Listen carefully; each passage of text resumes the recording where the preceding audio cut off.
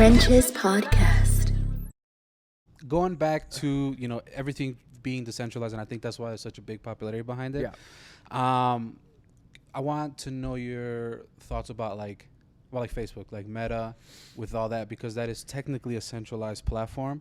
So do they coexist? Does it not? Like, I saw this thing. It was like Nike decided to go with like roller blocks, and then Adidas went to a separate one, but they're technically two different universes. Yeah. Right. Yeah. There's that's one of the big hurdles the industry aims to solve right now is how do you create interoperability where if I own an asset that's usable in the Fortnite metaverse, I could then, like, let's say I buy a metaverse bag from Louis Vuitton. Like, how do I use that in Fortnite? How do I use that in Meta? How do I use that in Roblox? How do I use it in Call of Duty Warzone? Those are all game examples, so maybe not the best, but there's Sandbox, Decentraland. There's so many others out there that aren't necessarily game focused, but more of a true metaverse, I suppose.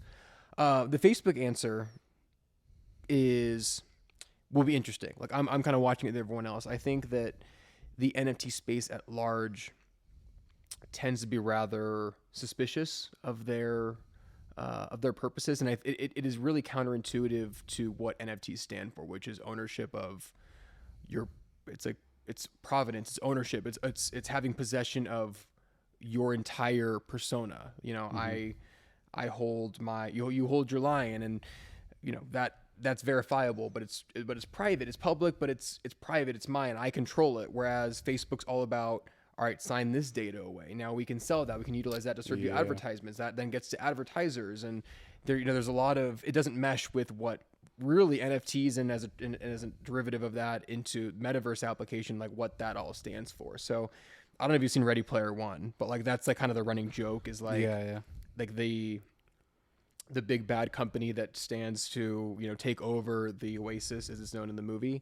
Like that is what Facebook kind of is to a lot of people, but they may surprise us. Like I don't want to condemn them until we see what their plans are, because all we've really seen is like renderings and simulations of what this could look like. But they may say you could buy something on the Facebook platform that allows you to represent yourself in such a way on Facebook, but then you could also bring in your outside NFTs and like your avatar from other worlds to then play around in Facebook's metaverse in different ways. And I just don't know the answer, but if I were to bet, I would say that it's going to be more of a garden wall, closed door ecosystem. And then everyone else outside of that is kind of going to band together and be like, all right, this is the true metaverse. And then there's Facebook, the big multi-trillion-dollar elephant in the room that's building this, like, just this amoeba of a metaverse that's trying to take over everything versus trying to embrace everything.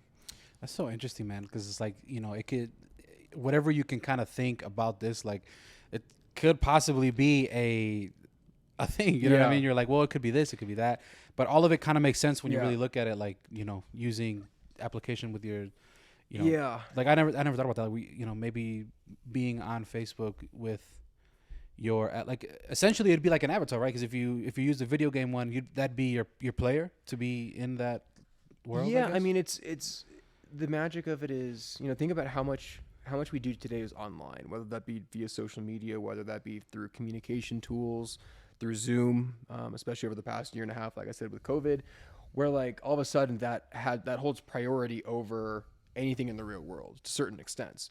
So yeah, you're basically like your new identity becomes this virtual world you live in and how you represent yourself within that world. So take, for example, the Bored Ape Yacht Club. They're going to be doing metaverse stuff. So like you can be your ape, and there's only going to be 10,000 of these in the metaverse. So, imagine the impact of seeing an ape walk by and like knowing like, holy shit, like that's one of the Bored Ape Yacht Club members. And all of a sudden, even beyond just a Twitter, LinkedIn profile picture, like there's metaverse clout to be had by owning these assets. And like and as the world becomes more meta, so to speak, and like the metaverse becomes more and more of a prevalent method of communication, e-commerce, interaction, gaming, whatever it may be, that will have greater and greater impact as time goes on.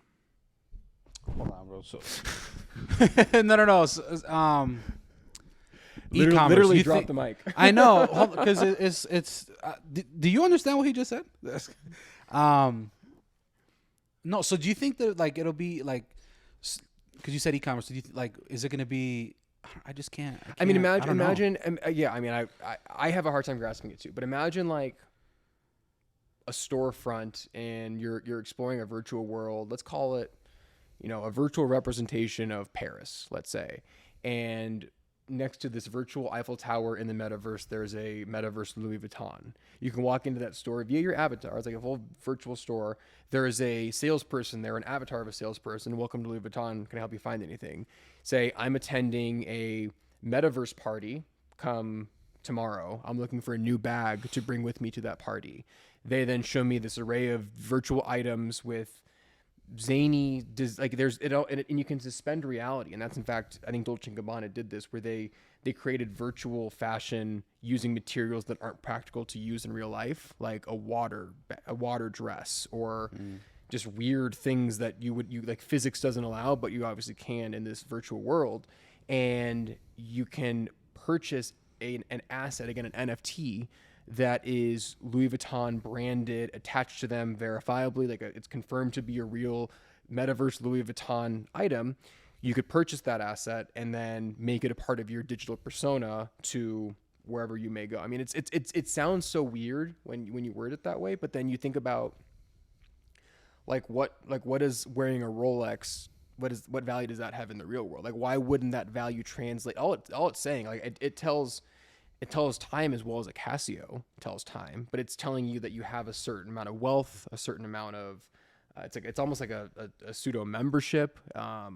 There's a story behind it, a history to it.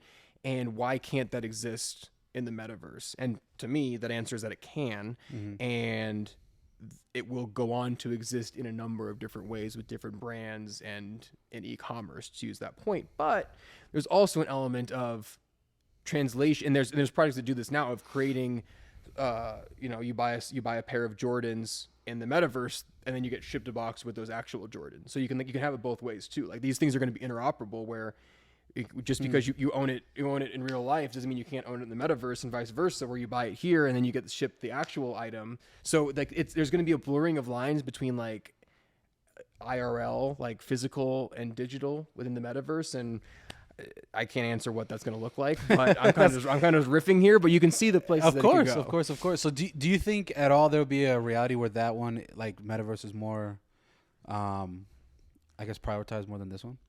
Privatized in what way? Prioritized. Prioritized. Sorry, I misheard.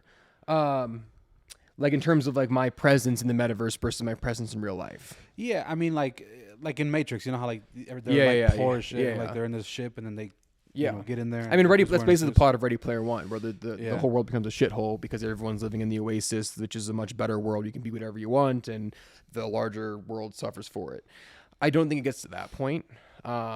But to that end, like, it's kind of get off my lawn, but you walk around New York and everyone's on their phones anyways. Like the world in a number of ways has become that, but just on these smaller devices. But imagine that becomes immersive. Like, why wouldn't I? Like, why is it that I can be compelled by this screen and spend, if you look at your screen time, you'd be mortified about what you spend on it, but like several hours a day staring at this. But then if you make it a headset, like that's all of a sudden, like we'd never get to that point. But like imagine like, you look back 20 years ago, imagine like someone saying that I would spend 7 hours a day looking at a device like this or a laptop, and you combine those, like that's probably 10 hours a day that I'm just staring at screens, TV. Yeah.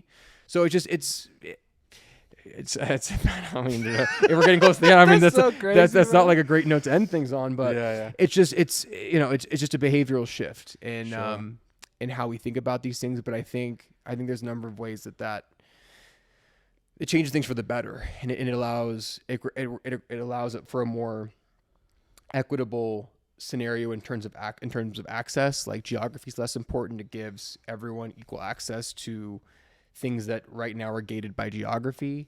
It gives people equal access to certain resources, especially when those resources are structured digitally.